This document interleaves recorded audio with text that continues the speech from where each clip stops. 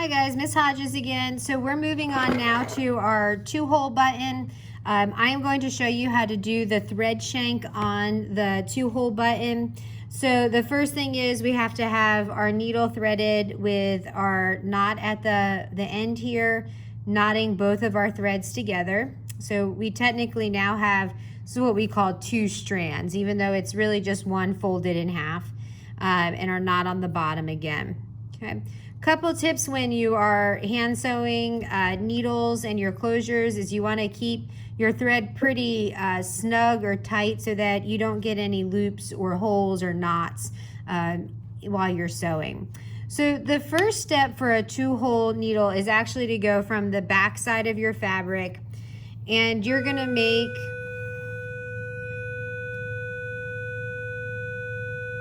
a tiny stitch, and that's going to be our marking stitch. Now, if we were attaching a button to an already existing garment, you probably would see where the old button was, and you wouldn't need to make this marking stitch. However, if we're making a new button or a new garment that we're just adding a button, we do want to make sure that we mark where we want our button to be. So now what I'm going to do is just literally lay that button right on top of that mark. Okay, so we're just covering that mark up with the button. The next step is to go from the bottom. So we're going back from the bottom here, and we're going to go up either one of these holes. It doesn't matter which one you end up going through, and we're just going to pull our thread all the way out. So it should be nice and flat on the back of your fabric here. You shouldn't have any extra thread hanging there except for what's in the tail. Okay. And then the next step is to go down the second hole, like such. And you do want to make sure that, again, you pull your thread so that it stays nice and tight. Now, to make a thread shank, we do have to take one of our pins, and we're going to put that right underneath our stitches. And we're going to leave it there as we go back and forth through the 2 holes. Typically, they say 5 is a good number, so do up, down 5 times. I say the more the better because it makes it more secure, less chance of you losing your button if it does come undone. So again, we're just going to go up and then down the other hole. I'm going to do that 2 more times here, or 3 more times. So up and then down. Sorry.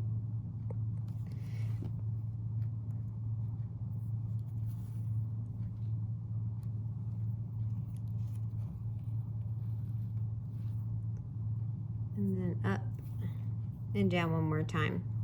Okay. So now we should end that last stitch again. So we're at the back of our button here. And so it looks like that. And now what we're gonna do is we're gonna remove the needle. Make sure you put that back in your pin cushion.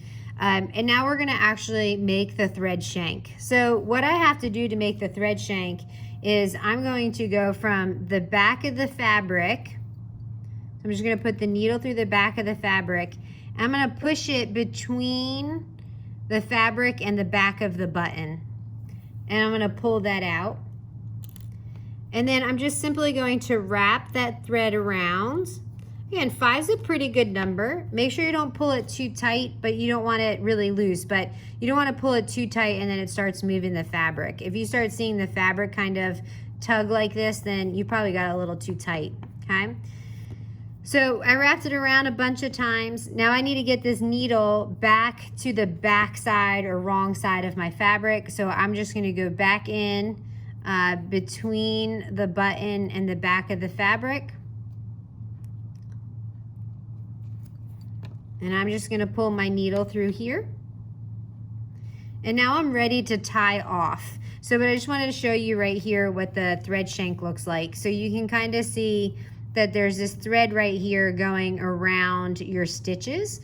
And what that does is it's just lifting the button off of the fabric so that when you go to put your other piece of fabric around the button, there's room for that fabric to go. So if I'm closing it and I'm opening this, then both pieces of fabric will fit nicely under the button. Okay. To tie off or finish my button, you want to go underneath your stitches, wrap your thread, and I'm going to show you another way, but wrap your thread around your needle, hold where you want your knot to be, and pull that thread out. Okay. And then we've got a really nice knot right there at the bottom. The other option that you could do, and I probably would do that a second time, but I'm going to show you this one. The other option you can do is actually go ahead and cut your thread off of your needle. And then we're going to separate the two threads. And we're going to make a knot like we would in a shoelace. So just around and make a knot. If you do it this way, which is perfectly acceptable, you do want to put 3 or 4 knots in there so that you have a really good knot. Okay. And the last thing you have to do is trim your threads. You want to trim them pretty close, but you don't want to trim them so close that you're going to cut your knot off. So just be careful. So that's the back of my 2-hole, the front of the 2-hole button, and then that has the thread shank in there.